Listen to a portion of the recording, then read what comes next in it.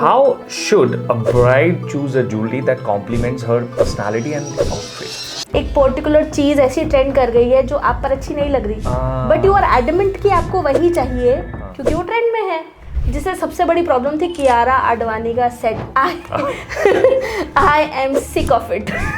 I am a huge Sabya fan. I just have one thing to say about him, he understands women. तो क्या लगता है कि ऐसी क्या कॉमन मिस्टेक्स हैं जो ज्यादातर ब्राइड करती हैं while choosing wedding jewellery?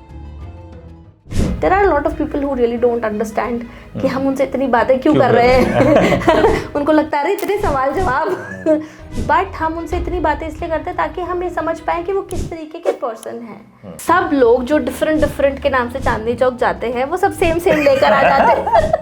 What about grooms? They have always been ignored. This industry is growing like anything, untapped but huge. जो ग्रूम इंडस्ट्री है ना, उसको कुछ ब्रांड्स रूल कर रहे हैं।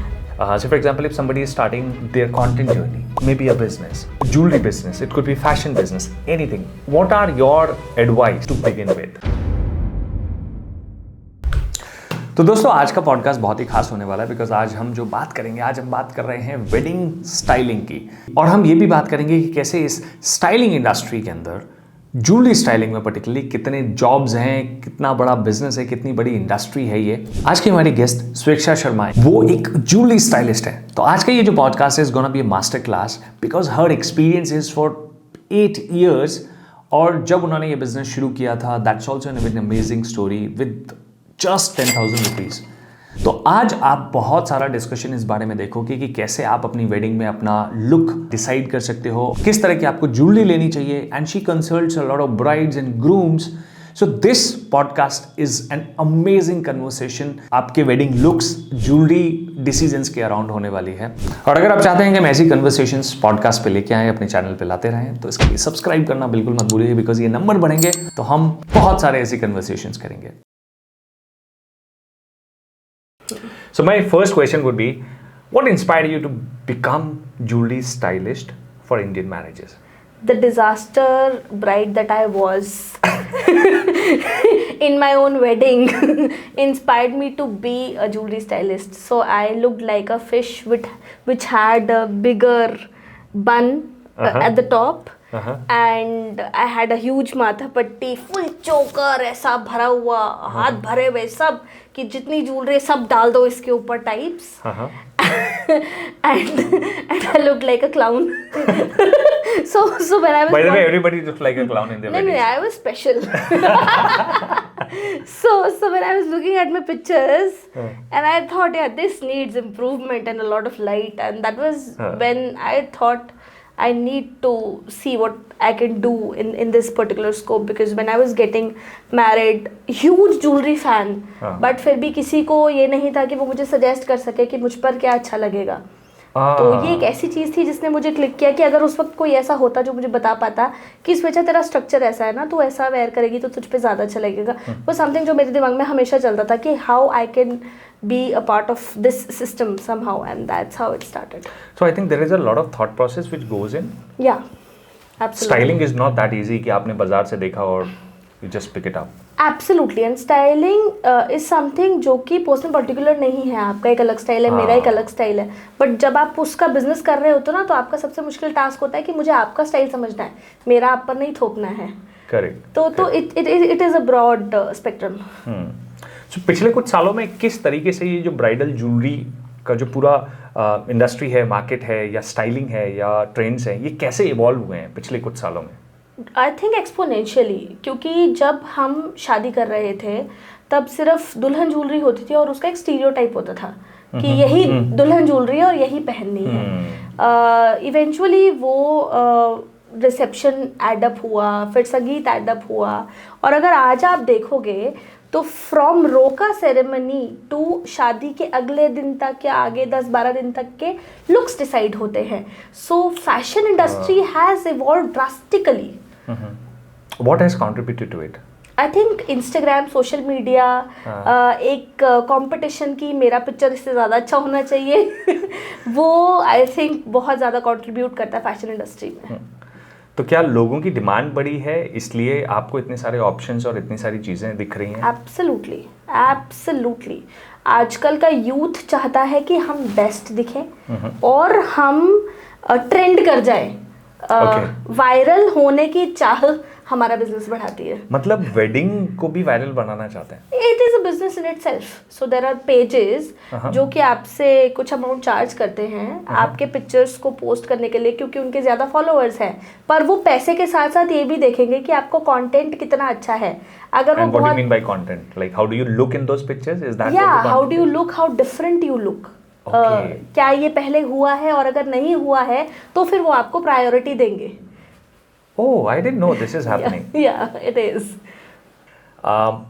How is this fueling? Like, isn't it like कि अब हम बहुत सारा जब आपके पास clients आते हैं, जब वो बोलते हैं हमें styling करना है चीज़ें, do they come with a lot of research on their own and then they talk about it? Yeah, they do.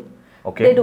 क्योंकि जिन पेजेस की मैं बात कर रही हूँ वो पेजेस के बहुत सारे फॉलोअर्स हैं, मतलब उनको हर एक बंदा व्यू कर रहा है। जब उनको वो व्यू कर रहा है और वो कोई पर्टिकुलर चीज़ देख रहे हैं, now because these pages are really particular कि उनका कंटेंट कैसा होना चाहिए और वो अच्छा है तभी वो उसको पोस्ट करेंगे, तो डेफिनेटली उसके ट्रेंड्स बनते हैं। जैसे अभी रिसेंटली एक लुक वायरल हुआ था जिसके अंदर एक मिरर जाली वर्क वाला दुपट्टा जो था वो कुछ नया था, and that picked up like anything. तो अब हर ब्राइड कह रही है कि मुझे वो दुपट्टा चाहिए। अच्छा। अगर कोई कलीरा है जो नया आया है और वो एकदम से पिकअप कर गया तो हर ब्राइड बस उसी कलीरे का फोटो लेके आती है कि मुझे यही कलीरा चाहिए। तो ऐसा this really adds to the business. Okay, and it adds to the pressure as well? Yeah it does. Pressure in terms of styling also, क्योंकि कई बार एक पर्टिकुलर चीज़ ऐसी ट्रेंड कर गई है जो आप पर अच्छी नहीं लग रही, बट यू आर एडमेंट कि आपको वही चाहिए क्योंकि वो ट्रेंड में है। तो फिर यहाँ पर हमारी और आपकी ट्यूनिंग जो है वो गड़बड़ होनी स्टार्ट हो जाती है, and it adds a lot of pressure for us to actually convince you कि आप पर क्या अच्छा लगेगा। ओके, बिकॉज ये उसी के बारे में ना, ये तो खुद के बारे में है, rather than following a trend, it is important. तो किस तरह के ट्रेंड आप देख रहे हो कि जो बहुत उभर के आए हैं?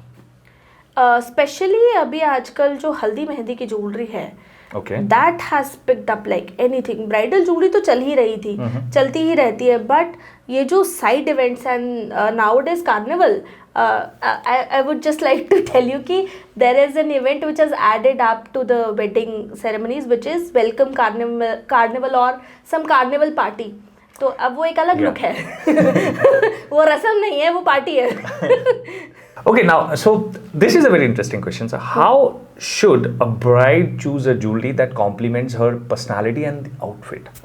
सबसे पहले तो आपको समझना चाहिए कि आप एक लाउड पर्सन हो, आप शांत पर्सन हो, आप बहुत फन लविंग हो, आप लिटिल एक्स्ट्रा हो, आप क्या हो। आपकी ज्वेलरी आपकी पर्सनालिटी के बाहर होनी ही नहीं चाहिए। अगर वो आपकी पर्सनालिटी के बाहर है तो आप जब आपका वेडिंग होगा उस दिन आप बहुत ही अलग दिखोगे। So first understand yourself and then according to your structure what kind of lehenga, what kind of ambience, what kind of decor, what kind of theme, ये सब एडअप करता है आपकी ब्राइडल ज्वेलरी चूज करने के लिए। Everything, every element is actually accentuating the overall look and the feel and absolutely, and it's very important to understand each and every aspect of it. Otherwise ऐसा लगता है कि हमको लहंगा ही अच्छा लग रहा था, हमको ज्वेलरी अच्छी लग रही थी, हमने ये ले ली, मतलब it doesn't add up to a look. So it's very important to understand. So what are 2-3 things that you suggest while while they choose the jewelry? First of all, body structure. Okay. Choosing the right jewelry according to your body structure and the placement of it is very important. For a structure like me, I don't have a neckline, so if I'm opting for a choker, I would look like a disaster. For a neckline like me, I just need to wear something which is falling, lariats. These are my pieces. For a person who has a long neckline, someone who's wearing falling sets would be a disaster. They should opt for chokers. So it's very important to understand your own body type and then go for the jewelry that you're choosing. What else? The other aspects are the kind of ensemble you're choosing. Say I'm opting for a pastel shades outfit which has a lot of color and some modern strokes going on, and then I'm going for a typical Rajwadi jewelry that doesn't really make sense. So understanding the outfit, and a major role is also for the kind of makeup look that you're going to opt for. Say you're choosing a makeup artist who's good at hairdos and you know उनका soft makeup है, तो फिर jewelry भी loud लेकर क्या करोगे ना, you choose jewelry जो आपके makeup artist के काम के साथ अच्छी लग रही है. तो ये सारी चीज़ें बहुत ज़्यादा important है, हम इन्हीं को focus नहीं करते हैं. तो क्या लगता है कि ऐसी क्या कॉमन मिस्टेक्स हैं जो ज़्यादातर ब्राइड करती हैं वाइल चूजिंग वेडिंग ज्वेलरी? सबसे बड़ी मिस्टेक ब्राइड्स करती हैं बहुत ज़्यादा ओपिनियंस लेना. जैसे ओपिनियंस सिर्फ रिलेटिव्स के नहीं, ओपिनियन अलग अलग नीश में काम कर रहे लोगों के भी. और ये एक ऐसी चीज़ है जिसके बारे में मैं ज़्यादा बात करना चाहती हूँ क्योंकि ये हम ज़्यादा फेस करते हैं. मतलब आपके पास ऑलरेडी लोग they come in a bad shape.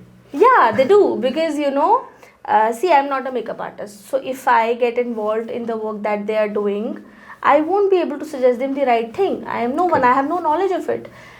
Same ways, अगर कोई और सेक्टर का व्यक्ति जो है, I would really refer to some makeup artists.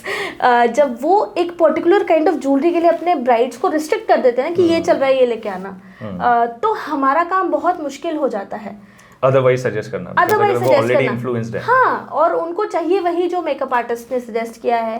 अब इससे होता क्या है कि आप बहुत देर तक तो कोशिश करते हो उसको एक पर्टिकुलर क्लाइंट को समझाने में, उसको कन्वर्ट करने में 2 से 3 घंटे लग जाते हैं सिर्फ वो सही बात समझाने में कि यार ये नहीं अच्छा लग रहा, कैसे आप इसको पेयर अप करोगे, वो एक बड़ा प्रॉब्लम हो जाता है. तो मुझे लगता है कि बहुत ज़्यादा ओपिनियंस तो बिल्कुल नहीं लेने चाहिए.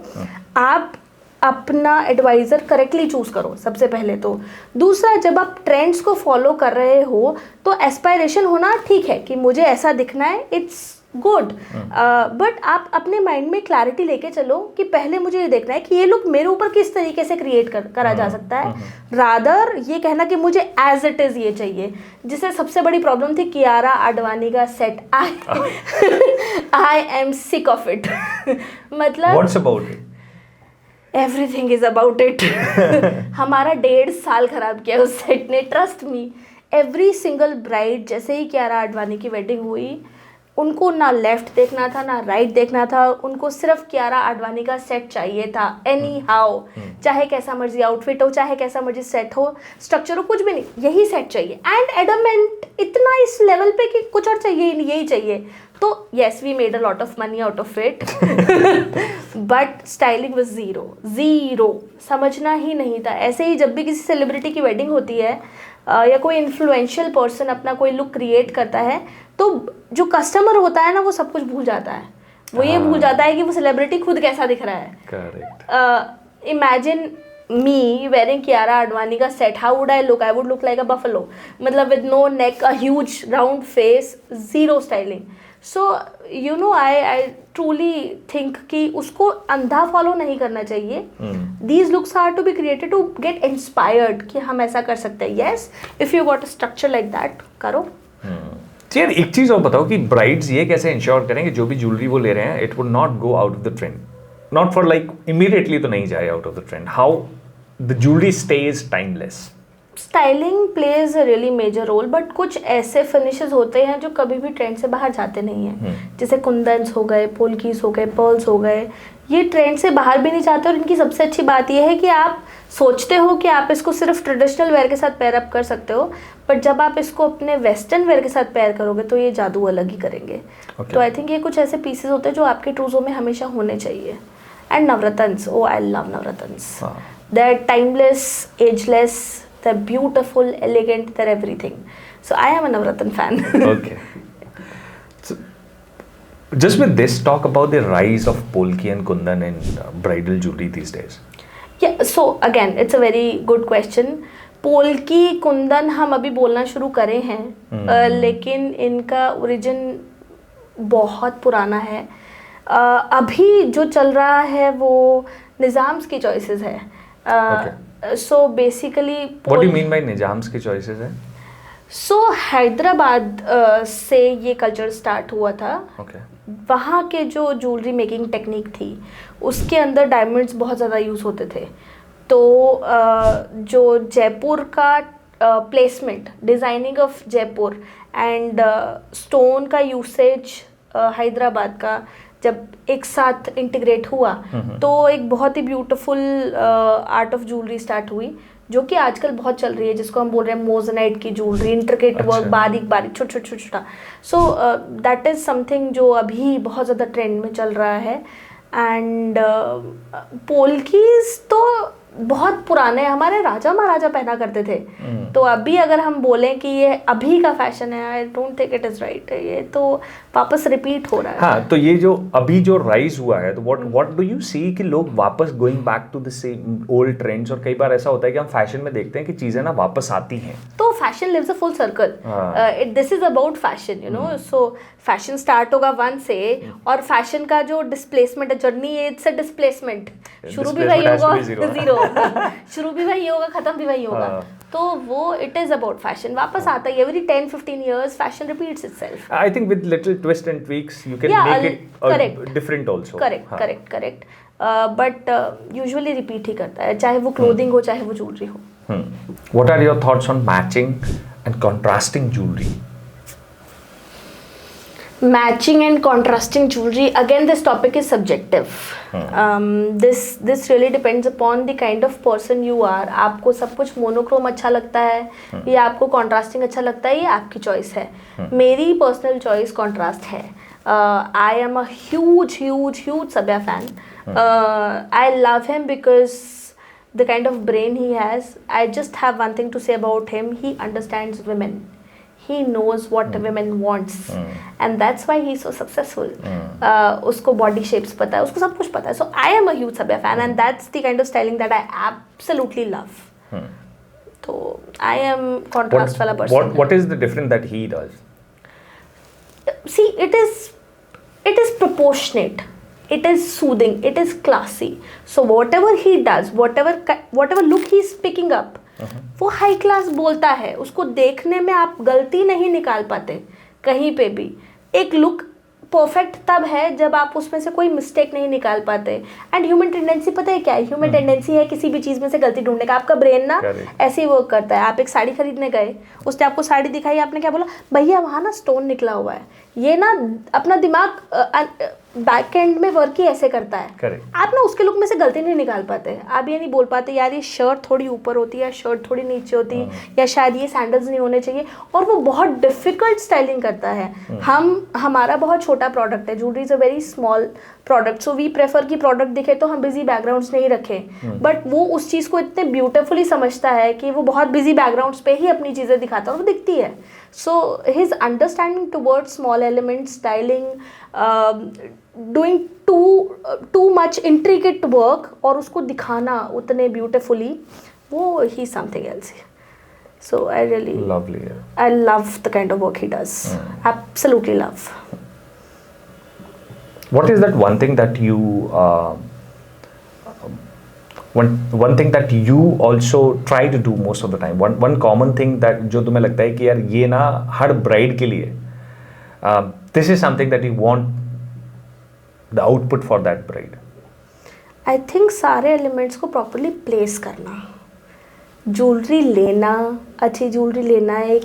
हाँ, बिकॉज पीपल कम विद तुम्हारे पास ज्वेलरी की डिमांड के लिए आ रहे हैं, but it's a combination just because जब मैं सव्यसाची के प्रोडक्ट्स या फिर उनके लुक्स के बारे में सोच रहा हूँ तो it's a combination of so many elements and people are coming for jewellery styling most of the time, और रादर लाइक आउटफिट के लिए आपसे अगर कुछ you know they might be asking certain suggestions or advices, तब कैसे, मतलब because already बहुत सारा डिसीजन हो चुका है और सिर्फ ज्वेलरी स्टाइलिंग बचा है। हाँ, तो अब हमारे पास बहुत सारे फैक्टर्स हैं ना जिनको हमको फॉलो करना है।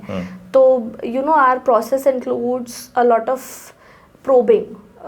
हम कस्टमर के आते ही ज्वेलरी उसको नहीं दिखा देते। There are so many questions involved. हम उनसे एक प्रॉपर फॉर्म फिल करवाते हैं, फिर हम उनसे थोड़ी देर बात करते हैं। उनसे बात करने से हमको उनकी पर्सनालिटी समझ में आती है। There are lot of people who really don't understand कि हम उनसे इतनी बातें क्यों कर रहे हैं। उनको लगता है इतने सवाल जवाब, बट हम उनसे इतनी बातें इसलिए करते हैं ताकि हम ये समझ पाएँ कि वो किस तरीके के पर्सन हैं। मेजर क्वेश्चन उनमें होते हैं कि उन्होंने कहाँ से आउटफिट लिया, कौन सा मेकअप आर्टिस्ट बुक किया, कैसा लुक उनको पसंद है। कुछ पिक्चर्स हम उनसे पूछते हैं कि कोई पिक्चर्स आप दिखाइए जो लुक्स आपको अच्छे लगे हों। ये सब करके ना फनल डाउन कर लेते हैं कि इनका कुछ स्टाइल कैसा होगा। उसके बाद उस स्टाइल को उन्होंने जो आउटफिट लिया है उसके साथ ज्वेलरी के साथ पैरअप करने की कोशिश करते हैं कि अच्छा ये 4 चीज़ें इनको पसंद है, अभी इनके स्ट्रक्चर पे जा रहा है, अगर जा रहा होता है तो ठीक है दिखा देते हैं, नहीं जा रहा होता है देन एक कंसल्टिंग स्टार्ट होती है, उनको समझाना कि उन पर अच्छा क्या लगेगा और उसके बाद फिर प्रॉपर कंसल्टिंग स्टार्ट होती है। तो यस, हम बहुत सारे फैक्टर्स पे डिपेंडेंट होते हैं जब हम ज्वेलरी पैरअप करते हैं। तो Okay, now comes a big question that what are the biggest myth about jewelry pricing? तो ऐसा होता है कि आप मटेरियल क्या यूज़ कर रहे हो वो डिसाइड करेगा एक ज्वेलरी की प्राइस क्या है। और ज्वेलरी से समझाते हुए थोड़ा डिफ़िकल्ट होगा तो मैं आपको एक कपड़े से समझाती हूँ। तो आप एक ब्लू कलर की शर्ट खरीदते हो, नहीं वाइट कलर की लेते हो, चलो इजी। ठीक है, एक शर्ट आपने ली 100 रुपये की, एक शर्ट आपने ली 500 रुपये की, एक शर्ट आपने ली 1500 रुपये की और एक शर्ट आपने ली 5000 रुपये की। ठीक है, आप चारों को साथ में रखते हो और आप टच करके बता पाते हो कि 100 रुपये वाली और 5000 रुपये वाली में क्या डिफरेंस है। यही बात ज्वेलरी के साथ हो गई। जो मटेरियल आपने एक प्रोडक्ट को बनाने में यूज़ किया है वो डिसाइड करेगी कि उसकी प्राइस क्या होनी चाहिए। अब ये जो शब्द है इमिटेशन, इमिटेशन का मतलब हो गया नकल करना। किसका नकल करना? रियल ज्वेलरी की नकल करना, मतलब एक ऐसी ज्वेलरी बनाना जो कि बिल्कुल गोल्ड के जैसे दिखे या डायमंड के जैसे दिखे is correct justification of the word imitation. और जब आपको उसको रियल जैसा दिखाना है तो आपको उसके अंदर क्राफ्ट्समैनशिप भी रियल जैसी करनी पड़ेगी, आपको उसके अंदर मटेरियल भी अच्छा यूज़ करना पड़ेगा, आपको उसके अंदर स्टोन्स भी प्रेशियस सेमी प्रेशियस लगाने पड़ेंगे, आपको उसके नीचे जो बीडिंग होती है उसको भी इतनी सफाई से करना पड़ेगा कि वो रियल जैसी लगे। यानी अगर रियल के साथ उसको रख दिया जाए तो आप ये बता ना पाओ कि रियल कौन सा है और इमिटेशन कौन सा है। ये दर्शाता है इमिटेशन को। तो अगर आप इतनी सफाई से कोई चीज़ बनाओगे तो डेफिनेटली उसकी कॉस्टिंग हाई होगी। सिर्फ बेस मेटल ही तो बदला, बाकी सब तो सेम रहा। इसके अलावा आर्टिफिशियल ज्वेलरी यानी नकली ज्वेलरी, अगर आप आर्टिफिशियल ज्वेलरी से इमिटेशन को कंपेयर करोगे तो ये बहुत अलग है। दोनों में क्या फर्क हुआ है? इमिटेशन आपने बोला कि एग्जैक्टली आप रेप्लिका बना रहे हो विद डिफरेंट मटेरियल, मेटल्स भी अलग ले रहे हो और जेम्स भी अलग ले रहे हो, बाकी सब चीजें। But what is artificial? नकली, सब कुछ नकली। उसके अंदर स्टोन्स भी नकली यूज किए हैं, उसके अंदर कोई फिनिशिंग नहीं है, उसके अंदर बस एक सांचा बना दिया गया है, मेटल को उसके अंदर पोर किया है, स्टोन्स को चिपका दिया गया है और आपके लिए पेश कर दिया गया है। सो ये बहुत अलग अलग चीज़ें होती है। एक सेट है जो दिन के अंदर 1000 पीसेस बन रहे हैं, एक सेट है जो 50 दिन में एक बन रहा है। दोनों की कॉस्टिंग में तो फर्क आएगा ही। हाँ, लेकिन ऐसा क्यों है? क्योंकि एक मशीन मेड है, एक हैंड मेड है। तो इसमें बहुत ही अंतर है। पहले तो स्टोन्स भी हाथ से चिपका दिया करते थे, आजकल तो मशीन इतनी ज़्यादा अच्छी आ रही हैं कि बस मेटल ही पोर करना है। एक आदमी की ज़रूरत है सिर्फ बटन दबाने के लिए, उसका डिज़ाइन सेट करने के लिए, दैट्स इट। बाकी सब कुछ पैकेजिंग तक आपको मशीन बना कर देगी। तो कॉस्टिंग में तो फ़र्क आएगा ही। और लोग अगर वो वाला प्राइसिंग दिमाग में रखते हैं जो आर्टिफिशियल ज्वेलरी के लिए है, तो they can not get it. No, absolutely not. It makes sense also कि या it does. What is the सबसे ज़्यादा कौन सा हेड है जो पैसा खाता है इन terms of making that jewellery imitation में? सबसे ज़्यादा पैसा खाता है जब आपको कोई ऐसा काम मिलता है जिसके ऊपर एनग्रेविंग का काम आ जाता है, तब सबसे ज़्यादा पैसा, टाइम और एक बहुत स्किल्ड लेबर की ज़रूरत होती है। क्योंकि गोल्ड के ऊपर काम करना बहुत आसान होता है। It is malleable, it is ductile, so you know it is very easy to work on. Correct. Copper and brass are pretty brittle. तो उनके ऊपर जब आप काम करते हो तो आपको प्रेशर से काम करना पड़ता है, हाथ थकते ज़्यादा हैं, दिमाग उसके अंदर सफाई से काम करना बहुत मुश्किल है। आप उस पर छिलाई एकदम से ऐसे स्मूथ नहीं कर सकते, आपको उसको हैमर से छिलना पड़ता है। तो उसमें टाइम भी बहुत ज़्यादा लगेगा, लेबर भी बहुत ज़्यादा लगेगा, लेबर की कॉस्ट भी बहुत ज़्यादा लगेगी। तो ये तो it is a very time taking process. Okay, So this is so interesting. I would like to know what are the smart ways to repurpose your wedding jewelry post wedding. शादी हो गई, सब कुछ हो गया, अब उस ज्वेलरी का रखे रखे क्या करें, तो हाउ टू रीपर्पज इट? सबसे पहले ना उसको ब्राइडल ज्वेलरी की नज़र से देखना बंद कर दो।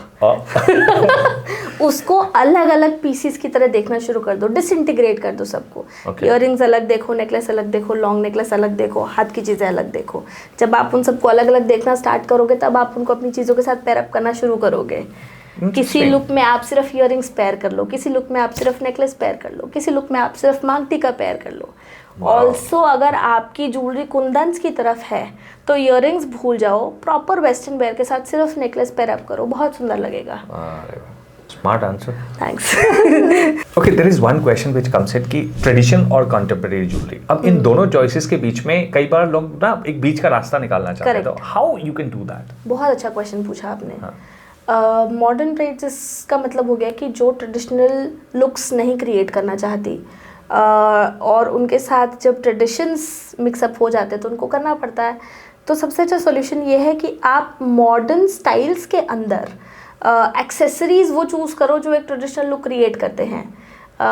हैविंग सेड दैट, जैसे आप डायमंड्स जो हैं they are more contemporary, they are more new age, they are more western.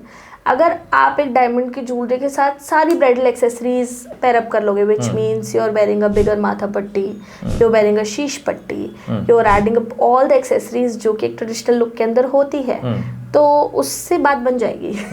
उससे आप मॉडर्न भी रहोगे और ट्रेडिशनल भी रहोगे। I think this would be interesting to talk about. Yeah. Artificial jewelry, can it be as elegant as golden or diamond jewelry?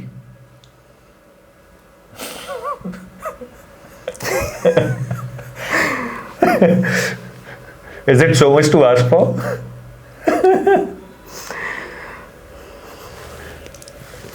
नहीं, बिल्कुल भी नहीं। No guys. Why do you think that way? Like you talked about कि वो machine से बहुत ज़्यादा हो रहा है और यहाँ पे craftsmanship is missing, terribly missing. Is that the only reason? Artificial और elegant, ये दोनों शब्द ही एक साथ नहीं चल पा रहे हैं। देखो, जो ये भी एक सब्जेक्टिव क्वेश्चन ही है। जो लोगों को ज्वेलरी पसंद है, जिनको क्राफ्ट्समैनशिप पसंद है, वो लोग इस चीज़ से कभी अग्री नहीं करेंगे। पर्सन लाइक मी, या जिसको फैशन बहुत ज़्यादा पसंद है, थोड़ा वो ऐसे ही रिएक्शन देंगे। जिनको नहीं पता उनके लिए तो सब बढ़िया है। तो it is also subjective question, but no guys. Now the question comes कि जो go all fire. Okay. Now, in past many years, like particularly in I think last 5-7 years, the online market has grown a lot. After COVID, yes, after COVID, and I think you go to any mall. So what happens is कि अभी आज की date में बहुत सारे online websites, online market places जहाँ पे आप ज्वेलरी परचेज कर रहे हो, पीपल आर ट्राइंग इट। दो there is a long standing debate between online and retail. How do you see that online is playing any role, if that is playing any role in the industry, or rather it is, sometimes they say it's a death of retail. Do you agree with it?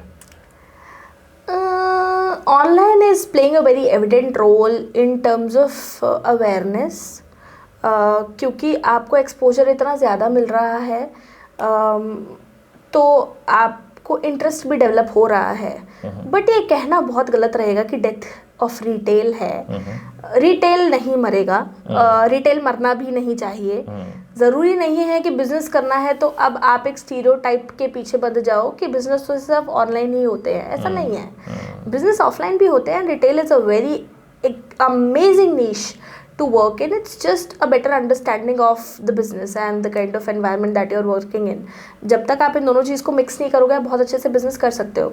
Also retail के अंदर भी online लोगों की presence बहुत ज़्यादा impactful इसलिए होती है क्योंकि पहले हमको लोगों को ट्रेंड्स समझाने पड़ते थे कि ये ट्रेंड्स है। अब उनको खुद पता है कि क्या ट्रेंड्स है।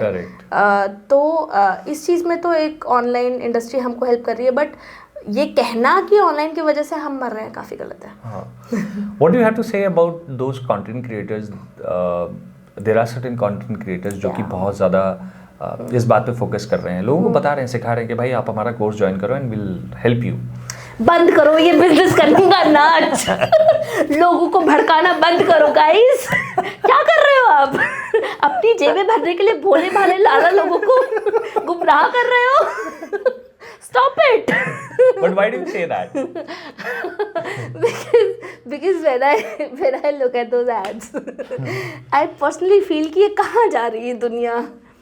अच्छा, आपसे मैं एक बड़ा ऑनेस्ट क्वेश्चन पूछती हूँ।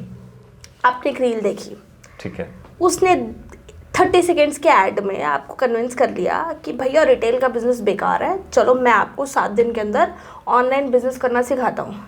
आप गए, एनरोल किया, 99 रुपीज़ की आपको क्लास मिल गई, 99 रुपीज़ आपने उसकी झोली में डाल दिए।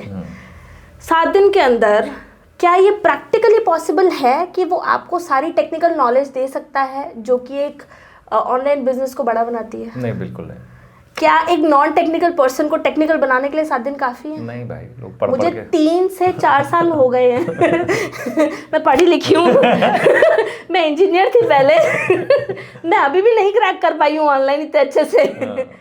तो ये सिर्फ पिच है, और ये कोई आप पर दया नहीं हो रही है किसी भी तरीके की। कोई आपके लिए भगवान अवतरित होके नहीं आए हैं कि वो आपके 7 दिन के अंदर या 15 दिन के अंदर आपको कोई एक क्लास से कोई महान वो बना देंगे। रिटेल के अंदर कुछ गलतियां होती हैं जो होती ही है। हर बिज़नेस के अपने कुछ फ्लॉज होते हैं, हर बिज़नेस के अपने कुछ प्रोज एंड कॉन्स होते हैं।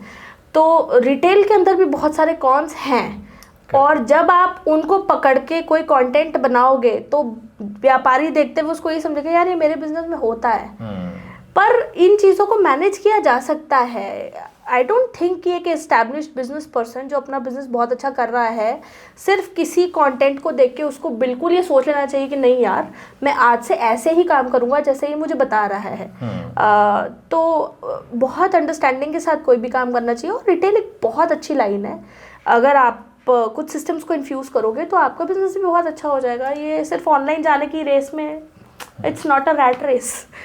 Don't get into it. I think interestingly, jewelry is also about experience. Yeah. और experience तो आप in person में ही ले सकते हो। बिल्कुल। और इसीलिए शायद ये भी हुआ है कि जितनी भी जैसे बड़े brands हैं, they're also coming out with their stores. Yeah, they are. Like Carrot Lane is there. They are. They have their retail outlets because a woman would want to touch what she's going to wear. And retail is something that gives you experience. Correct. आप जब तक try नहीं करोगे, जब तक आप ये नहीं देखोगे कि मुझ पर वो अच्छा कैसे लग रहा है, कितना सुंदर लग रहा है, आई डोंट थिंक उसको लेने के लिए छोटा आर्टिकल लेना ना, you want to buy something which is under 2000 rupees, go for online shopping, it's good, it's great. But if are going for something which is for your day, why online? नहीं भैया मत लो।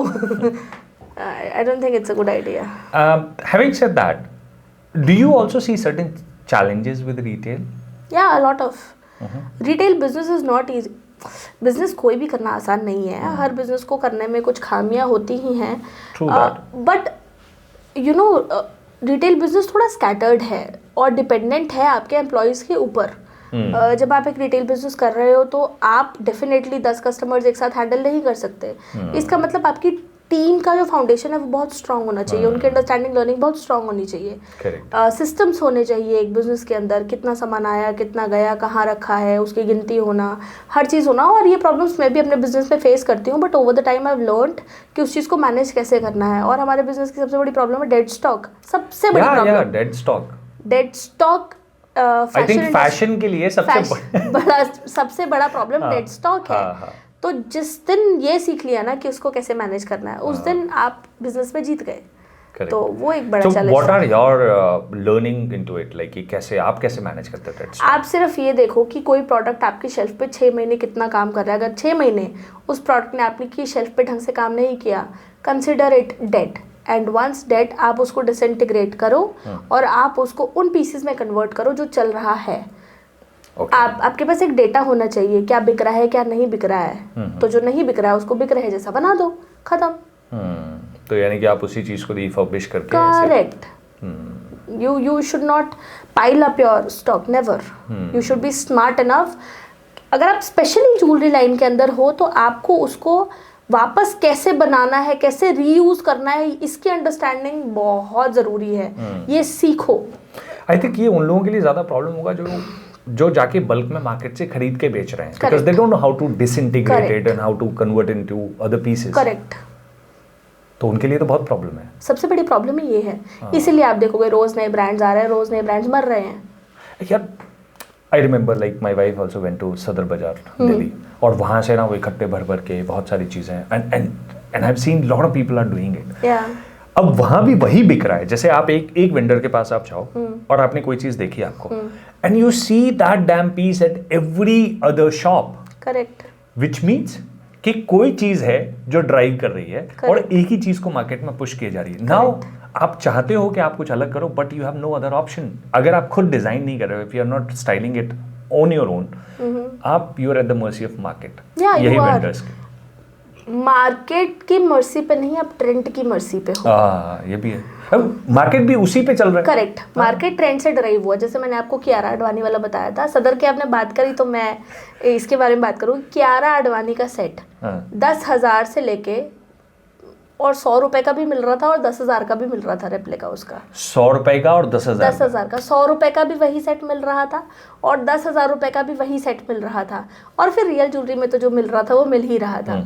तो उसकी इतनी high demand थी कि मुझे ऐसा लगता है कि 6-7 महीने हर व्यापारी ने बैठ के कियारा आडवाणी के 100 पीस तो मिनिमम बेचे ही होंगे, और इतने नहीं बेचे तो फिर वो काय का व्यापारी वाली बात है कि उसके उस सेट ने तो एकदम तबाही मचा दी थी। उतना इससे पहले कोई सेट इतना पॉपुलर नहीं हुआ जितना मैंने कियारा आडवाणी वाले सेट को पॉपुलर होते हुए देखा है। लिटरली पागलपंथी है वो, जेन्युइनली। तो इसको कैसे, मतलब आप कैसे मैनेज करते हो? You see the stupidity going on, but फिर आप क्या ऑप्शन रहता है? आप दो तरीके से सोचते हो ना। अब आप एक स्टाइलिस्ट तो हो पर आप एक व्यापारी भी हो ना। तो you at times you can not always be a stylist. Someone is not agreeing on what you're trying to say. Correct. व्यापारी मोड ऑन। देवी जी आपको क्या चाहिए? जो चाहिए वही मिलेगा। वही मिलेगा। बहुत अच्छा लग रहा है, ले लीजिए। ऐसा। So I think there is one more thing. Sadar Bazaar and the other place is Chandni Chowk. Correct. Talk about it.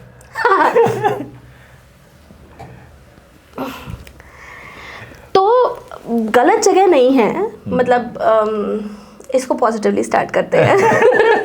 मैंने मेरा बिजनेस वहीं से स्टार्ट किया था। I used to shop from Sadar and then I used to sell things when I was not into designing and all these things.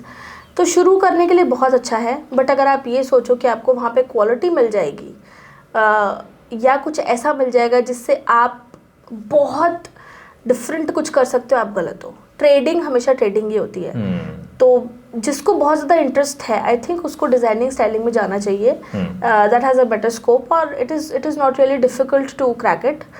Rather सिर्फ trading में जाना है तो बहुत अच्छी जगह है, आपको हर तरीके की चीज़ें वहाँ पे मिलती है। ओवर क्राउडेड ये सब तो सेकेंडरी चीज़ें हैं, बट क्वालिटी आप वहाँ से नहीं एक्सपेक्ट कर सकते। ऑल्सो वहाँ पे अगर इफ़ यू आर न्यू, थोड़ा सा बी अ लिटिल कॉशियस, क्योंकि आप काफ़ी उल्लू बनते हो। अपनी 4th-5th शॉपिंग में ही आपको जाके समझ में आता है कि एक्चुअल प्राइसेस क्या होने चाहिए। तो इट्स आई थिंक वहाँ से आपको बहुत सारी लर्निंग मिलेगी, but good place to trade, not a very good place to. So for example, if I am somebody who has a wedding in a family, or we are going to Chandni Chowk, what are your 3 tips? You are going to Chandni Chowk on your wedding. सबसे पहले prepare a list of places where you want to shop and the kind of articles that you want to shop. Also day 1 पे कभी खरीदी मत करो, कभी खरीदी मत करो। आपकी ट्रिप हमेशा 2 to 3 days लॉन्ग होनी चाहिए अगर आप चांदनी चौक से शॉप करना चाहते हो तो। ऑल्सो होमवर्क करके जाना बहुत ज़रूरी है, क्योंकि वहाँ पर आप कहाँ के कहाँ निकल जाओगे आपको पता भी नहीं चलेगा। तीसरा, मुझे ऐसा लगता है कि अब हमको लोकल शॉप्स को भी थोड़ा चांस देना चाहिए चांदनी चौक भागने की बजाय। हम ये सर्च में जाते हैं कि वहाँ से हमको कुछ डिफरेंट मिलेगा। The truth of the matter is कि सब लोग जो डिफरेंट के नाम से चांदनी चौक जाते हैं वो सब सेम लेकर आ जाते हैं। तो trend goes to market, market gives it to you. तो आई थिंक थोड़ा सा यहाँ लोकल भी आप जिस भी सिटी में हो वहाँ एक्सप्लोर करो, वहाँ देखो कि आपके टेस्ट मैच हो रहे हैं या नहीं। ऐसे बहुत सारे स्टोर्स होंगे when we talk about clothing also जो आपको कस्टमाइज्ड ऑप्शंस दे रहे होंगे, उनको थोड़ा ट्रस्ट करो, बुटीक्स को थोड़ा ट्रस्ट करो। If you are spending so much Chandni Chowk जाना आना लेकर आना, लोकल को भी थोड़ी सी कोई बहुत ज़्यादा डिफरेंस नहीं आता प्राइसिंग में, सेम ही ले आते हो आप डिफरेंट के चक्कर में। इसमें एक चीज़ और आती है, वो है रीजन के हिसाब से ना आपकी चॉइसेस, आपके कल्चरल डिमांड्स बदलते जाते हैं। और जब आप चांदनी चौक जैसी एक सेंट्रलाइज प्लेस से, मार्केट प्लेस से जब आप परचेज करते हो, you mostly getting the same thing. Correct. आप उसमें जो अपना एडिशन है which is your cultural value डालना, या फिर आपका जो भी tradition whichever you want to be whatever you want in your jewellery, वो मिसिंग हो जाता है। तो एक तो थोड़ा सा ये बताओ कि क्या रीजनल कैसे चेंज होती जाती है ज्वेलरी, मतलब एवरी 10-15 किलोमीटर्स थोड़ा थोड़ा तो चेंज होना स्टार्ट हो जाता है। और अगर आपको एक एविडेंट डिफरेंस चाहिए, तो सिग्निफिकेंट डिफरेंस चाहिए आपको, तो फिर आप 100 किलोमीटर्स लेके चलो, चीज़ें चेंज होना स्टार्ट हो जाती है। From colours to patterns to the kind of motifs that are being used, to the kind of placements that jewellery has, to the kind of taste that people have around them, वो सब change होता रहता है। सो region plays a very important role, very important role.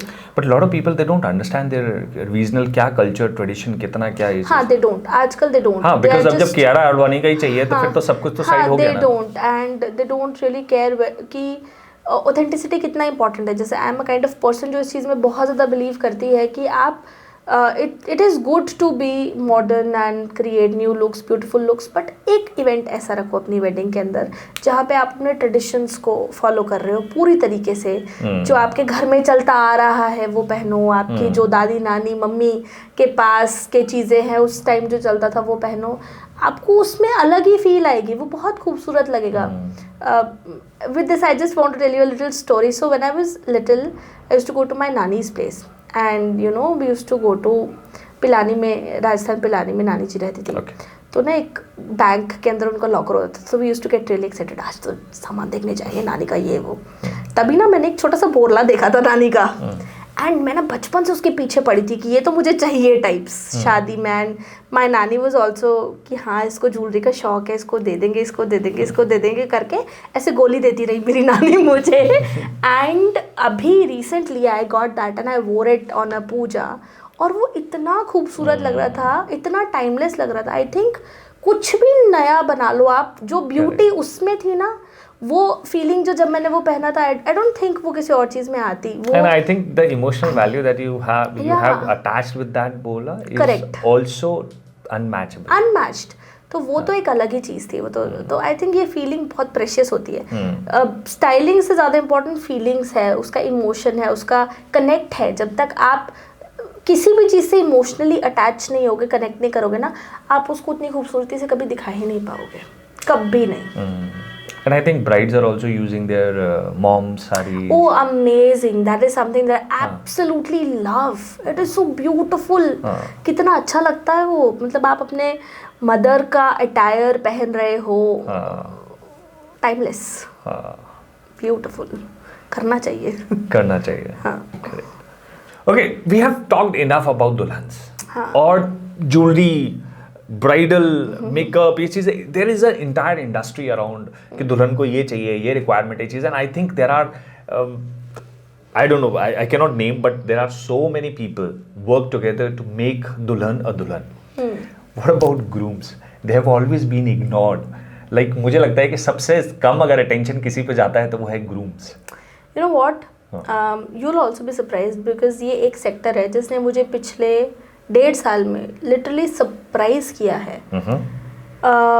तो पहले हमारे पास grooms बहुत ही कम आते थे, मतलब 100 ब्राइड्स में एक ग्रूम। ओके। अभी वी आर डूइंग 100 ब्राइड्स में 50 ग्रूम्स। बैग वैग लेके, हाँ बस ऐसे ही कि ठीक है अच्छा दे दो, मोती की माला दे दो या ऐसा। अभी we have 50% of the grooms to the brides, and this industry is growing like anything, untapped but huge. What do they want? they want just better styling, better jewelry, everything. क्योंकि देखो जो ग्रूम इंडस्ट्री है ना, उसको कुछ brands rule कर रहे हैं। Okay. जैसे मान्यवर है, तो एक ग्रूम को क्या है, एक नॉर्मल ग्रूम को क्या है कि उसको जाना है, मान्यवर पे जाना है, शेरवानी, माला, साफा, कलंगी, अपना जो भी एक्सेसरीज है, दुपट्टे हैं, जूती है, सारा काम उसको उस दुकान में घुसना है, सब कुछ वहां से मिलकर उसको वापस आ जाएगा। Correct. मतलब एक माइंडसेट है कि ग्रूम की कोई भी चीज़ लेनी है तो या तो वो मान्यवर पे हो जाएगी या कोई और 2-3 स्टोर्स है वहाँ पर जाकर पूरी हो जाएगी। बट मोस्ट इम्पॉर्टेंटली इस वक्त रूल मान्यवर ही कर रहा है, टियर 2 सिटीज़ में स्पेशली। लेकिन आजकल ट्रेंड जो है वो थोड़ा ऐसे बदल गया है कि आउटफिट्स को लेकर भी ग्रूम्स थोड़े पर्टिकुलर है, अपनी ज्वेलरी को लेकर भी ग्रूम्स थोड़े पर्टिकुलर है, और दे वांट कि हमारा जो ज्वेलरी वो एटलीस्ट ब्राइड जितना बढ़िया हो। अगर ब्राइड पोल्कीज पहन रही है तो हमें भी पोल्की पहनना है, हमको भी नया पहनना है। And I am not very surprised, क्योंकि मैं हमेशा ये बात बोलती हूँ कि ग्रूम्स को ना हमने बीच में इग्नोर करना स्टार्ट किया, मेन इंडस्ट्री को हमने बीच में इग्नोर करना स्टार्ट किया। पहले के टाइम में मेन वर मोर एक्सेसराइज्ड देन वुमेन। जब आप अपने राजाज की फोटोज देखो यार, वर्ल्ड का सबसे खूबसूरत कार्टियर का पीस पटियाला के महाराजा का था। इसका मतलब ज्वेलरी में इंटरेस्ट तो था ही ग्रूम्स का या मेन का। तो फिर हम तो अभी टाइम में पीछे ही जा रहे हैं ना। कॉमन मैन के लिए अवेलेबल ना रही, नहीं था पहले, नहीं अवेलेबल था। बट आजकल with time evolving I think fashion is for everyone and men choose to be stylish nowadays and that surprise me a lot. What are the 3 pieces that you think that must have pieces for men? Absolutely must have pieces for men. I think grooms. For grooms, it is very important to have a wonderful pair of neck piece, beautiful kalangis and rings. I think they really ignore hand accessories. Rings. Yeah.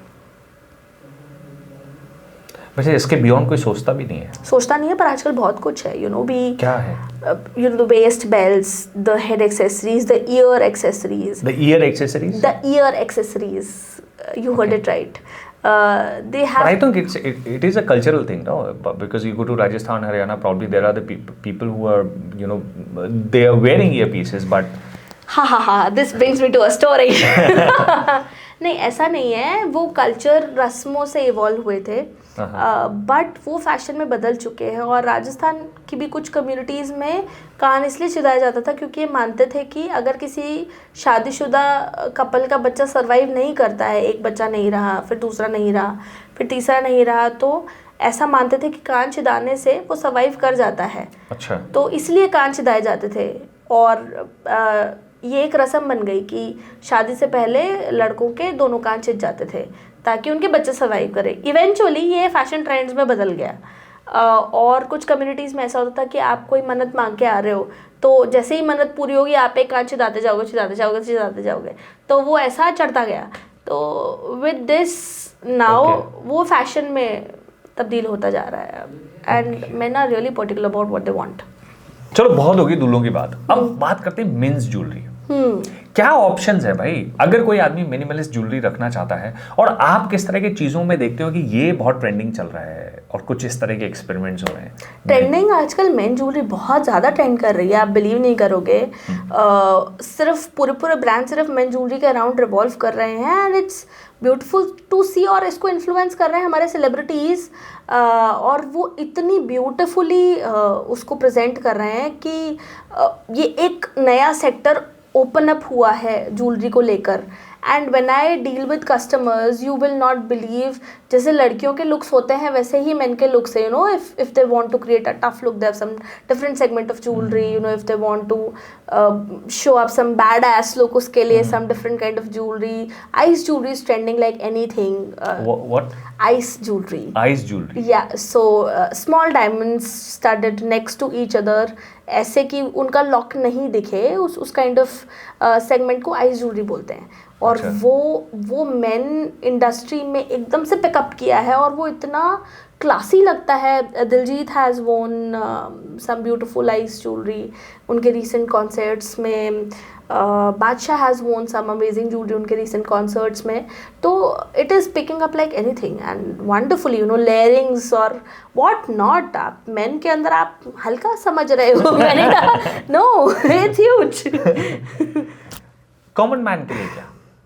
Common man के लिए भी यही The one who is going office day to day, probably that person may be कुछ exercise करना चाहे अपने आप को या कुछ। अगेन आपने ना बड़ी अच्छी, आपके खुद के सवाल में ही जवाब है। कॉमन मैन के लिए अभी ना ज्वेलरी, अब वो कॉमन मैन वाली बात वैसे ख़त्म हो चुकी है। अगर अब हम फैशन इंडस्ट्री को देखें तो जब हम कपड़े भी शॉप करते हैं तो भी हम ये देखते हैं कि मुझे अपना लुक सबसे ज़्यादा एलिवेट करना है, तो accessories plays a very vital role. Now if someone wants to accessorise him for the office wear, they can definitely go for some chic bracelets, some rings और मे बी सम चेन्स जो कि इतना loud नहीं है पर उनके look को elevate कर रहे हैं, तो looks nice. Like as you said कि डिफरेंट बॉडी टाइप्स के लिए डिफरेंट ज्वेलरी चॉइसेस होते जाते हैं। Let's talk about plus size people. सबसे पहले तो प्लस साइजेस को ना, हाउ डू आई से दिस, क्या होता है ना कि प्लस साइजेस ना बहुत ज़्यादा दबे हुए होते हैं लोग। They want to look beautiful but because उनको बहुत ज़्यादा चीज़ें कही गई हुई होती हैं, and this is with everyone, every single person, है ना। मैं I am also plus size, तो मैंने भी बहुत सारी चीज़ें सुनी है, कुछ पॉजिटिवली होती है, कुछ नेगेटिवली होती है। It happens with slim people also, या तो body shaming is something that everyone faces now. Plus size के साथ ये थोड़ा ज़्यादा होता है, तो उनको ना एक माइंडसेट ये क्रिएट करवा दिया जाता है कि आप सुंदर लग ही नहीं सकते। दुनिया का कोई मर्जी वस्त्र आप पहन लो, कोई मर्जी ज्वेलरी आप पहन लो, आप खूबसूरत लगोगे ही नहीं। It is sad but it is true, we face it every single day now. अब जब हम बात करते हैं ना प्लस साइज की, तो सबसे पहले ये बात करना ज़रूरी है कि खूबसूरत तो आप हो, no matter what size you are, what shape you are, what colour you are. The one thing is कि सबसे पहले आप अपने कॉन्फिडेंस को अच्छे से पहनो और उसके बाद आप ये देखो कि आपकी बॉडी पर क्या अच्छा लग रहा है। Follow some stylist, follow some plus size influencers, they are doing really good, and then आप कोई भी गारमेंट अपना पहनो ना, खुद के लिए ड्रेसअप करो कि मुझ पर क्या अच्छा लग रहा है। जब आप खुद को शीशे में सबसे सुंदर लग रहे हो ना, आप दुनिया में सबसे सुंदर लगोगे। But confidence is something that you need to ban. Stop listening to people. भगवान ने दुकान दिए ना, इधर से सुनो, इधर से निकाल दो, खत्म। बट या plus size industry needs a lot of light. When we talk about jewelry, specific placements plays really important role. So talking about plus size, I should talk about myself also. मैं ये prefer करती हूँ कि अगर मैं कहीं भी style कर रही हूँ खुद को, तो मैं ऐसे गारमेंट्स पहनूँ जिनका नेकलाइन बड़ा हो, मैं ऐसे गारमेंट्स पहनूँ जो कि थोड़े फ्लोई हों, लीनर दिखने की चाह। मैं try to wear black because उसमें मैं थोड़ा सा लीनर लगती हूँ. बट जब हम ज्वेलरी की बात करते हैं तो I try wearing earrings a lot. Leaner earrings, some necklaces which are long. I like to accessorize my hands a lot. So placements are more important while styling plus sizes, and then a lot more content also plays a role in plus size styling, क्योंकि हमको नहीं पता होता है कि हमको कैसे क्या पहनना है, तो इंस्पिरेशन लेना कभी भी गलत नहीं होता. But styling is very important for every single person. And sometimes what happens is, I think मेरे साथ तो बहुत होता है कई बार, जैसे आपने कोई चीज़ एक बार पहना और आपको वो बहुत अच्छा लगा, you been complimented a lot, आपको खुद को भी बहुत अच्छा लग रहा है, यू फील लाइक कॉन्फिडेंट एकदम कि यार ये मेरा बेस्ट है, ये चीज़ है, and you don't want to try something else just because you feel कि यार इससे बेस्ट तो कुछ होता ही नहीं है. हाँ, दैट्स बिकॉज ट्रॉमा आ गया ना. हमने एक चीज़ रिकॉर्ड कर ली कि भैया ये अच्छी लग रही है, अब यही चलने दो, है ना. बट उसको नहीं, ऐसा नहीं. ट्राई वेयरिंग, हर गारमेंट आपके लिए बना है ना, बस प्लेसमेंट ही तो अलग करना है. जब तक आप खुद डिफरेंट नहीं ट्राई करोगे, आप डिफरेंट नहीं पहन पाओगे. जैसे मैंने प्लस साइज लोगों को, लड़कियों को मोस्टली सिर्फ देखा है बड़े शर्ट्स और जीन्स में, और कुछ ट्राई ही नहीं करना चाहती, क्योंकि क्या है, बेली फैट है, छुपाना है, आर्म्स है, छुपाने हैं, तो फुल स्लीव्स पहनेंगे, श्रग्स पहनेंगे ताकि वो नहीं दिखे. तो बहुत ज़्यादा एक्सपेरिमेंट हम करते ही नहीं है हमारे लुक्स में. हमें पता है कि ये अच्छा लगेगा, या अनारकली सूट पहन लिया जी, तो इसके अलावा ऑप्शन से एक्सप्लोर नहीं करते हैं. ऐसा नहीं है, आप सुंदर लगते हो, you should try different looks. It's good to try. So Swechha, you also create a lot of content on Instagram. Yeah. And you definitely get a lot of people asking for advice on content, based on your reach and everything. Talk us through the journey of being a stylist, an influencer, and at the same time you're running a business. So how are you hopping between these 2-3 places? Well, I am not doing really good as a content creator as of now, क्योंकि मुझे बनाना बहुत कुछ है, but ये जो business person वाला है और फिर एक पर्सनल लाइफ है, इसमें थोड़ा सा काम ज़्यादा हो जाता तो कंटेंट कम रह जाता, but this is something that I absolutely love doing. I love creating content and अभी ना I also feel the need to do it. What do you mean by this? Need to do it is like कि जब हम कोई content create करते हैं वो हम अपने एक्सपीरियंस से ड्राइव होके करते हैं. Correct. मेरे प्रोफेशन में मुझे रोज़ एक नया एक्सपीरियंस मिलता है और उससे मुझे एक प्रॉब्लम समझ में आती है कि मेरी इस कस्टमर को एक्स प्रॉब्लम थी, तो अगर इसको ये प्रॉब्लम है तो शायद और 10 लोगों को 15 लोगों को भी ये प्रॉब्लम होगी. सो उसको मैंने कैसे रेक्टिफाई किया वो मैं अपने कंटेंट के थ्रू डिलीवर करने की कोशिश करती हूँ. And it is pretty helpful for people and I have started enjoying this. And having said that, सबसे बड़ी प्रॉब्लम जो मैं फेस करती हूँ, क्योंकि मैं एक फैशन इंडस्ट्री के अंदर हूँ and I am a plus size person, I love to style myself, I love wearing clothes, I love looking good. That is something that I absolutely love. You have a very, I won't say positive, but it's a, I'm not getting a word. Your energy is absolutely, it's such a positive and amazing energy that you bring to the discussions, and sometimes you bring it to wherever you are. Your presence has a different energy altogether. सच में है क्या? हाँ. Thanks यार. बस यही कमाना था मुझे. Mission accomplished. That's because of my father. Okay. Absolutely because of my father. गलत नहीं होगा ये कहना कि मैं सिर्फ और सिर्फ अपने पापा के लिए जीती हूँ. आई लव हिम एंड काट दो, रोने वाली हूँ. नहीं, I just love him and only the kind of person I am only because of him. He has shaped me through the most difficult times of my life in a positive manner, very positive manner. वो मुझे सिर्फ 2 चीज़ सिखाते हैं. 1, the total remains the same. अगर आधा struggle है तो आधी मौज है. 2, करते चलो, फल की चिंता मत करो, this time will pass. And उनका एक शब्द मुझे कुछ भी करने का वो देता ना, red bull gives you wings, know my father gave me wings. उन्होंने हमेशा मुझे कहा कोई बात नहीं, कोई पंगे लेने ले ले, मैं हूँ. तो उनका ये जो मैं हूँ शब्द है ना, इस मैं हूँ शब्द की वजह से मैं कभी रुकी नहीं, कभी रुकी नहीं. मैंने कुछ करने से पहले सोचा नहीं. मैंने बड़े से बड़े ब्लंडर्स किए होंगे अपनी लाइफ में. बिजनेस स्टार्ट करना was not easy choice to make, but it is only my father जो मुझे ये सिखाते हैं कि बेटा कोई बात नहीं, कर जाएगी, कोई बात नहीं कर जाएगी. लॉस आ रहा है, कोई बात नहीं कर जाएगी, कोशिश कर, ज़्यादा से ज़्यादा क्या होगा, गलत हो जाएगा, पैसे डूब जाएंगे, काम फेल हो जाएगा, कोई दिक्कत नहीं है, होने दे, कुछ सीखेगी ही, करो. तो that is how I am, the kind of person I am. उन्होंने मुझे कभी ये कहा ही नहीं कि कुछ गलत होता है, ये तो हमने देखा ही नहीं. वो एनवायरनमेंट ही उन्होंने ऐसा बिल्डअप किया. आई थिंक उस वजह से मैं पूरा क्रेडिट पापा को दूंगी, एवरी. और मुझे पुश करने का क्रेडिट थोड़ा सा मेरे पति को भी दे दूँगी. नहीं, उसने मुझे पुश किया एंड उसने भी मुझे आधा सपोर्ट किया. He is walking along with you? Yeah, he is. और देखो यार, मतलब सपोर्ट तो चाहिए ही होता है कुछ करने के लिए. ऐसे ये तो जो हमने अकेले सब कुछ किया और मैं ही अकेले ही सब कुछ करते जा रही हूँ, ये वो दीज ऑल थिंग्स ना. सपोर्ट तो करते ही है, चाहे वो आपकी फैमिली वाले करे, फिर चाहे वो कोई और करे. बिना सपोर्ट के तो काम होता ही नहीं है. कभी कभी वक्त बुरा होता है, लोग नहीं भी हेल्प करते. जब वक्त अच्छा होता है लोग हेल्प कर देते हैं. तो अकेले तो कोई आदमी कुछ कर ही नहीं सकता, कृपा तो होती ही है. तो आई थिंक उस कृपा को गिव अवे करना सही है.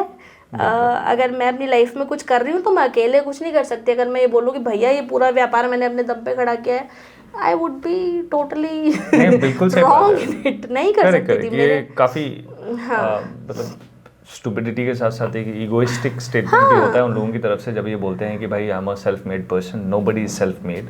हाँ, लाइफ में चैलेंजेस होते हैं. आप सेल्फ मेड में बस इतना करते हो कि आप उनको फेस कर लेते हो.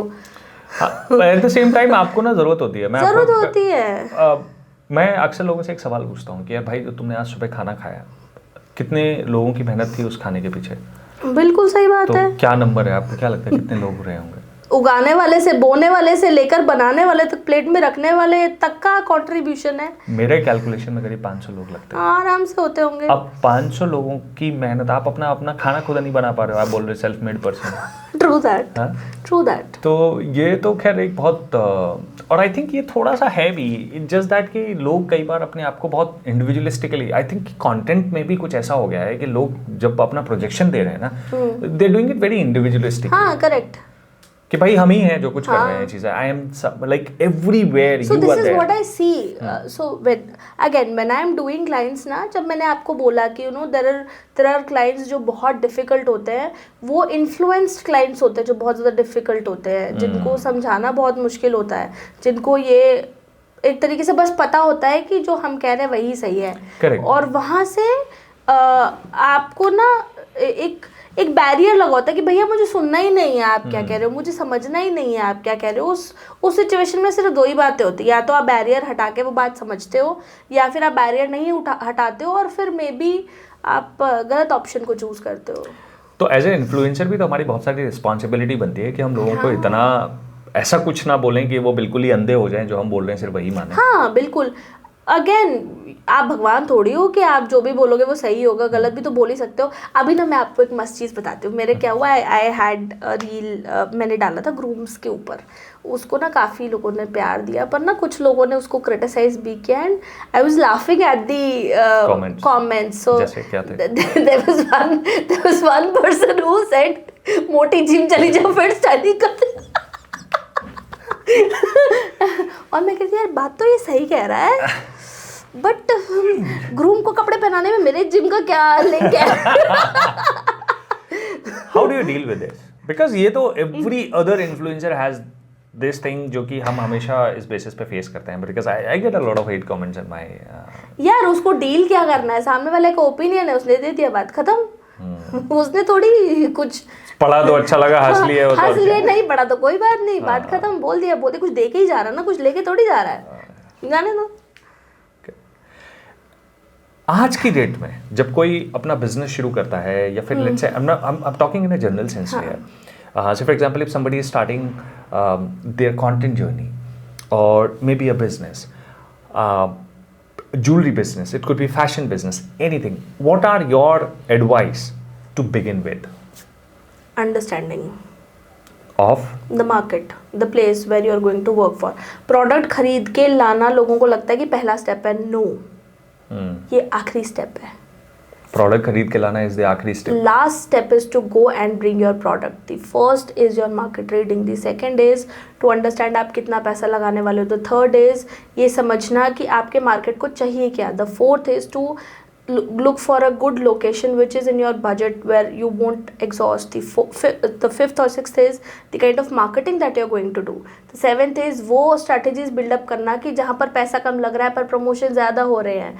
The seventh is ये समझना कि आपके इंडस्ट्री, इस इंडस्ट्री के अंदर आपके दोस्त कौन से सेक्टर वाले लोग होंगे और आपको अपोज करने वाले कौन होंगे और आपको उस कंपटीशन से कैसे लड़ना है. Final comes your product and it's placement. जब तक आप ये सारे नहीं करोगे, आप क्या करते हो, आप सबसे पहले जाओगे भैया हम सामान लेकर आ रहे हैं, हम सामान ले आए हैं, अब क्या, अब हम दुकान ढूंढेंगे, अब हम उसका इंटीरियर करवाएंगे. इतने दिन में तो सामान पुराना हो गया भैया. फैशन इंडस्ट्री है, 10 दिन में बदलती है. आपका कॉम्पिटिटर मूर्ख नहीं है, वो बहुत सालों से इंडस्ट्री में है, उसको How much money do you need to start a fashion, like let's say jewelry? I started with rupees 10,000. You started with rupees 10,000. 10,000. I started with rupees 10,000. Amazing. Yeah. And then what did you do? It was very random. I started with rupees 10,000. Okay. So yeah. from 10,000, I want to understand, like, and what was your last month? Like, what is the maximum that you sold in a month? नहीं बताएंगे, figures बता सकते हैं कितनी हो गई थी. 7 figures तक हम जा चुके हैं. Okay, you went to 7 figures yeah. from that 10,000 rupees of business. Yeah. Now talk about what did you do? What did we do?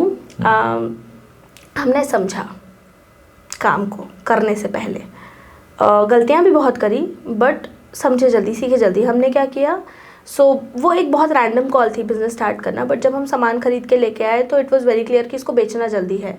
तो हमने मैं और मेरी दीदी वी स्टार्टेड दिस टुगेदर, ऐसे ही जो साइड हसल की कुछ करेंगे टाइप्स, मस्ती वाला। We started it like that, we were not कि हमें बहुत बड़ा बिजनेस है, ये सब सोचा नहीं था, बट हमने चलो ठीक है ले आते हैं, कुछ सामान ले आते हैं, ले आए। और वो सामान जब हम लेके आए तो हमने व्हाट्सएप ग्रुप पे, क्योंकि मैं I was new to the city तो मेरे कोई फ्रेंड्स नहीं थे, so I started this WhatsApp group and उसके अंदर ना मैं फ़ोटोज़ भेजना मैंने स्टार्ट किया, और फैमिली किया, दीदी के कुछ फ्रेंड्स वगैरह कुछ पिक कर लेते थे। फिर ऐसा लगा कि सिर्फ व्हाट्सएप से बात नहीं बनेगी, तो मेरी खुद की सिस्टर दिल्ली में रहती है, उसकी सोसाइटी में कुछ एग्जीबिशंस लग रही थी और उसने कहा सोचा है कुछ ना एग्जीबिशंस होती है, चल आजा देख ले कि सही होगा कि नहीं। तो मैं और दीदी सारा सामान लेके पहुंच गए दिल्ली। हमने वहाँ पे एग्जीबिशन लगाई डे 1, आई थिंक 4-5,000 रुपीज़ का स्टॉल चार्ज था एंड वी मेड 14,000, बट पूरा कैलकुलेशन करके आना जाना वगैरह हमारे 2,000 ही रुपये बचे। तो हमने इसको ऐसे नहीं सोचा कि 2,000 ही रुपये बचे, वो 2,000 रुपये में ना हम इतने अमीर थे कि दुनिया को कोई आदमी अमीर नहीं होगा। धंधे की खुशी ना अलग होती है, अलग होती है। तो उस 2,000 रुपये में जब हम गए थे ना सदर बाजार ही, तो हमें लगा था हम 10 थैले ऐसे भर के लेके आए थे सामान के कि भाई साहब हम तो तबाही मचा देंगे मतलब हमारा पर्सपेक्टिव ये था। तो फिर एक एग्जीबिशन से दूसरी, फिर तीसरी, फिर हम ग्वालियर में ही थे जब रिवाज एग्जीबिशन स्टार्ट हुई थी। और वहाँ पर 35,000 रुपीज़ का स्टॉल था अंदर, और बाहर बिना कवर्ड और ऐसा एक सेक्टर था जहाँ पे 18,000 का स्टॉल था। तो पैसे सुने और मैंने और दीदी ने गिव अप कर दिया कि भैया 18,000 रुपये स्टॉल के 3-5 हज़ार की आदत थी, तो हमने गिव अप कर दिया। माय फादर इन लॉ उन्होंने कहा नहीं बेटा एग्जीबिशन तो लगेगी। तो मैंने कहा पापा ऐसे कैसे लगेगी पापा कह रहे ये लो, अंदर गए पैसे लेके आए, ये लो बेटा पकड़ो 18,000 रुपये। मैंने कहा है, तो कहते जाओ उसको दे के आओ लगाओ। तो उनकी ये अंडरस्टैंडिंग थी कि ये यहाँ करेंगी। एंड टू माई सरप्राइज हमारे पास उस वक्त कुछ 60,000 रुपीज़ का सामान था। हमने कहा ठीक है 3 दिन में जितना बिक जाएगा बिक जाएगा। हमने वो स्टॉल लगाई, छोटी सी 2x2 की स्टॉल मिली थी हमको, कोने की बड़ी छोटी सी, बाहर ऐसे एकदम। पहले दिन सारा सामान साफ वो जितना सामान आपके पास था वो सारा का सारा पहले दिन ही निकला? पहले दिन सारा सामान साफ अब हमारे पास अगले दिन स्टॉल पे रखने के लिए कुछ भी नहीं था। हमारे पास सिर्फ 3 सेट्स बचे थे, कुल मिला के सिर्फ 3 सेट्स बचे थे, जो कि हम डे एंड पे ऐसे डिस्प्ले कर रहे थे कि एक सेट टेबल पे यहाँ रखा है, उसके इयररिंग्स थोड़ी दूर रखे हैं फिर एक सेट इधर उसके इयररिंग्स थोड़ी दूर रखे और पीछे सब खाली। तो अब डे 1 के एंड पे अर्थव शॉप करने के लिए गए दिल्ली के अंदर ही कि मैं कल के लिए लेके आता हूँ, तो वो तुरंत निकले। और अगले दिन के लिए रखने के लिए हमारे पास कुछ नहीं था। तो क्योंकि हमें ज्वेलरी बहुत पसंद है तो मैं और दीदी हमारे खुद का पर्सनल एक ह्यूज स्टॉक था कि जो हम अलग अलग निकाल के रख लेते थे कि ये तो हम पहनेंगे। तो डे 2 हमने वो सेल किया, जब तक अर्थव आया तब तक वो भी साफ हो गया था तो डे 2 और डे 3 चला वो जो अर्थव लेके आए थे। एंड डे 3 के एंड पे हम घर पे मुश्किल से 10 या 12 यूनिट्स के साथ आए होंगे, बाकी सब बिक गया। उस दिन हमको लगा यार हम कुछ कर सकते हैं, ये तो कुछ मतलब ये सिर्फ साइड हसल नहीं है। उस दिन ये समझ में आ गया कि ये लोगों को पसंद आ रहा है जो हम कर रहे हैं। And then we started really working on it. तब हमने पढ़ना शुरू किया। एंड मेरे हस्बैंड ना he is a kind of person जो ये नहीं पसंद करते कि ट्रेडिंग उनको पसंद नहीं है, उनको ये पसंद नहीं है किसी और के भरोसे पे चीज़ लेना। He doesn't really like it. He wants कि तुम कुछ कर रहे हो ना, जब तक तुमको खुद इसके बारे में कुछ पता नहीं है ना, तुम बेवकूफ़ों की तरह खड़े होकर सामने वाले को वो ज्ञान नहीं दोगे जो तुमको तीसरे बंदे ने दे दिया। वो गलत भी हो सकता है। तो तुम पहले पढ़ो, तुम समझो कि तुम कर क्या रही हो। जब तक तुम्हें कोई नॉलेज नहीं है तुम ज़ीरो हो। तो उन्होंने मुझे पढ़ाना स्टार्ट किया कि पढ़। वो खुद ही मुझे कोर्सेज ले लेके दे देते, सोचा आज ये पढ़ ले, आज ये पढ़ ले, आज ये ले दिया है ये पढ़ ले, आज ये पढ़, ऐसे ऐसे करके तो उन्होंने मुझे पढ़ाया है। और उसके बाद फिर मेरा इंटरेस्ट उसके अंदर डेवलप होना स्टार्ट हुआ। फिर उन्होंने मेरे को कॉपी पेन ला के दिया कि चल बना के दिखा। फिर उसके बाद उन्होंने मेरे को प्रोफेशनली मेरे को कोर्स कराए। तो उस पर्सन का तो एक बहुत बड़ा कंट्रीब्यूशन है जो मुझे पुश करने में है, मुझे कॉन्फिडेंस दिलाना कि मैं कर सकती हूँ। And before opening up the store I was not mentally prepared कि मैं एक स्टोर ओपन कर सकती हूँ। ही वाज मेंटली प्रिपेयर्ड, कर लेगी खोल तो ये तो उन्हीं को क्रेडिट जाता है जो उन्होंने मुझे यहाँ तक पुश किया। अभी भी करते हैं, वो मुझसे ज़्यादा काम करते हैं, मेरा बस दिखता है, उनका दिखता नहीं उसको भी बोलना चाहिए कोई नहीं, अगले हॉट सीट पे बिठाएंगे उनको, तब उनसे भी निकलवाएंगे वो बातें। बहुत काम करता है सच में, he is very sharp, he is very sharp. नहीं, he is I think one thing that I like about him is his market study और his ability to understand और pick out कि क्या चल रहा है, और गजब का मार्केट रिसर्च है उसका। मार्केट रिसर्च से ज़्यादा उसकी अंडरस्टैंडिंग ये है कि आप ब्लंडर क्या करने वाले हो फ्यूचर में, इसका जो प्रिडिक्शन है वो गलत हो ही नहीं सकता। अर्थव ने एक बार बोल दिया कि यहाँ से स्वेच्छा गाड़ी गिरने वाली है, तो अगर गाड़ी लाइट नहीं मोड़ी तो वो गाड़ी 100% गिरेगी। तो ऐसे 3-4 बार गिर के देख लिया। Now you listen to him? अब तो भविष्यवाणी जैसे ही हुई, स्वेच्छा बैक सीट पे। आप जैसा बोले प्रभु। तो जैसा आप बोले, तो अब तो बिल्कुल क्लियर है, ही इज वेरी क्लियर, और विजन बहुत अच्छा है। The one thing that he is also talking a lot about, और वो मुझे भी बहुत सारी बातें बता रहा है, that is about building systems. Correct. So how do you see कि building system is how important for you? Like, और जब आपने करना शुरू किया तो आपके लिए क्या चीज़ें बदली? बिल्डिंग सिस्टम्स बेसिक फाउंडेशन है किसी बिजनेस की। आप सक्सेसफुल होना शुरू होते हो अपने सिस्टम से। जब तक आपके पास सिस्टम नहीं है आप बिजनेस नहीं कर रहे, और ये सिस्टम्स लगने के बाद समझ आया। धूल में लठ चलाना और प्रॉपर्ली एक बिजनेस रन करने में सिस्टम्स का ही फर्क है। तो आई थिंक अगर कौन सी 2-3 चीजें हैं जो आपने इम्प्लीमेंट करी हैं अपने? सब कुछ, everything that he has suggest, and most importantly data. जब सिस्टम्स आते हैं तब आपके पास डेटा आता है। जब आपके पास एक छोटी से छोटी चीज का डेटा है तब गलती का स्कोप कम हो जाता है।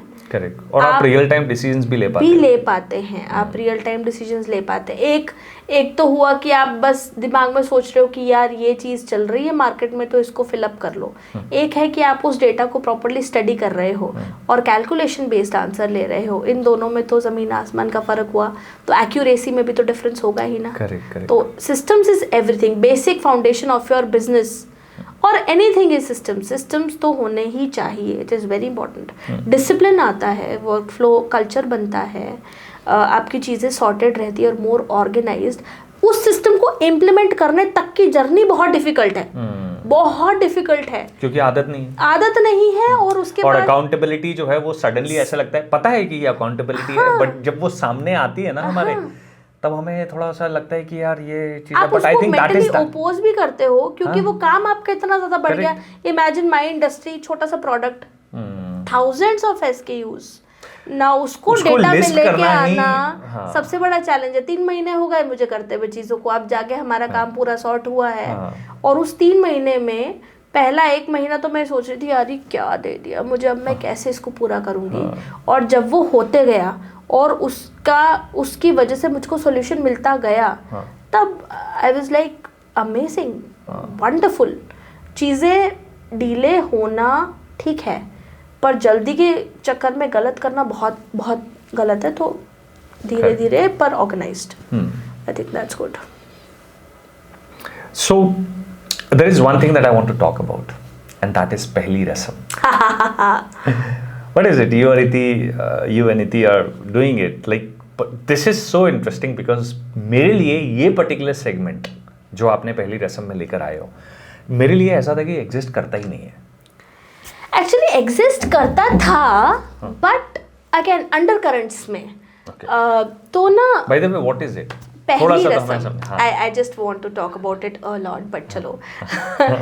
पहली रस्म is all about wedding related और any function that you are organizing, उससे related हर सामान आपको देना और उसको ब्यूटिफुली प्रेजेंट करना पहली रस्म के अंदर हमने इन्वॉल्व किया। क्योंकि वो भी वेडिंग इंडस्ट्री से बिलोंग करती है और मैं भी वेडिंग इंडस्ट्री से बिलोंग करती हूँ, तो हम हमारे कस्टमर्स में एक नीड फील कर रहे थे कि उनको ये सब चीज़ें चाहिए। जब हर चीज़ ब्यूटिफिकेशन के अंदर उनको चाहिए, उनको प्रेजेंटेशन बहुत सुंदर करना है, अवेलेबिलिटी नहीं है, तो क्या कर रहे हैं? ट्रूजो बिल्डिंग हम उसके अंदर कर रहे हैं, हम उसके अंदर बहुत सारे गिफ्ट पैकेजिंग लेके आ रहे हैं, हम रिंग प्लेटर्स लेके आ रहे हैं, हम पूरा ट्रूजो डेकोर कर रहे हैं इवेंट के अंदर। हम from the very small thing, sari packing से लेकर हम पोटलीज, यू नो, सम कटोरी, मटकीज, एवरीथिंग इज इन पहली रस्म।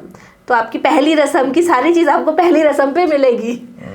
This is all about it, and customized. So this is something that how big role plays this customization? Everything. Because वैसे भी one size fits all वो वाला तो है नहीं ना, वो चलता भी कहाँ है, मतलब जो चीज़ें कॉमन होने वाली होती है वो है, मतलब I think customization is very important. You and me are two different personalities. I don't think we will agree to single garment or single thing at the same time with all the love that we have. हमेशा मन में रहेगा यार इसके अंदर ये होता तो और बेटर लगता, वो सजेशन होती है। और जब वो सजेशन इम्प्लीमेंट होकर कोई आर्टिकल आपको मिलता है उसके लिए प्यार अलग होता है। तो customisation is very important. What an amazing discussion. बहुत मज़ा आया तुमसे बात करके, बहुत सारे नुएंसेस पता चले कि ज्वेलरी स्टाइलिंग से लेके आउटफिट के हिसाब से कैसे उसको मैच करना है। पहली रस्म is doing amazing. I know you guys are like coming up with lot many different concepts जो आप बराबर करे जा रहे हो चीज़ें। तो बहुत अच्छा लगा, बहुत सारी चीज़ें। I wish you all the very best for all your endeavours, because now it is not just one कभी पुश, लाइक अब आप बहुत सारी चीज़ों में कर रहे हो। तो whatever you have manifested it gonna come true. And thank you so much for this conversation. There is one more thing, how do people reach out to you? For events, you know, they do reach out to us via Instagram a lot. Our website is also doing great in terms of the customer base, but mostly वो लोग through social media ही approach कर रहे हैं, and we are quite aligned towards the responses that we are giving to our customers. Okay. And would you like to announce any offers if somebody watches the podcast and reaches to your website? So अगर आप ये podcast देखकर reach out कर रहे हैं हमारी website पर, तो आपको मिलेगा फ्लैट 15% ऑफ आगे की वैलेंटाइन डे तक, and you can use code Shravan10, 15, 20, whatever. We'll announce this कुछ ही समय में आपको ऑफर दिख जाएगा, आपको स्क्रीन पे मिल जाएगा भाई, आपकी स्क्रीन पर मिल जाएगा। आई होप आपने हमारा जो भी पॉडकास्ट है उसको खूब एंजॉय किया होगा दर्शकों। और अगर आपको ऐसा कुछ लगा कि आप भाई बहुत मुश्किल है इसको शांत कराना